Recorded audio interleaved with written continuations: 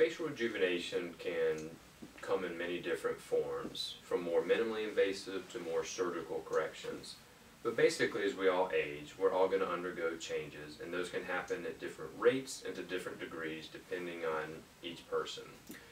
The skin can go through a lot of times sun-related changes, and the tissues in general tend to come down with aging and gravity. And there are different options for trying to improve on those depending on how much aging a person has or what their goals are.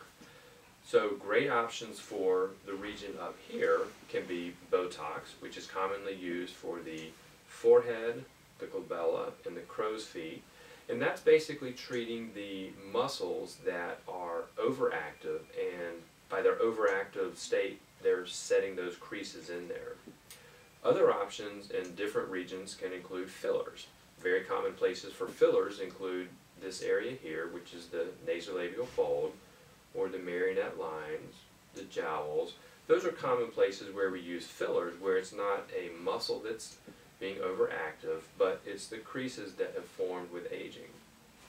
The fillers can also be used in the cheek area. There's a new filler called Voluma that's approved to be used in the cheek. And again, when I meet with a patient, I go over with him or her what their desires are and what our options are, and we come up with a mutual plan that addresses those. Sometimes we'll even use a patient's own fatty tissue to enhance those areas, and I may do that at the same time as a surgical correction. Surgical correction is typically going to be a facelift, and when we say facelift, it really refers to both the face and the neck together, and it helps try to reverse those age-related changes and get the tissues back up and get the neck tightened and do those together. For the upper third of the face, the surgical correction is typically an endoscopic brow lift if the brows have settled down low, getting the brows up.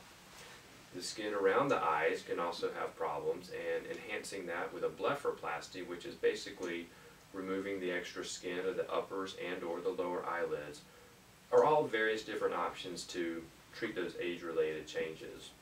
To me, it's really picking the right procedure or combination of procedures, the right invasiveness for each particular patient, depending on what their desires are.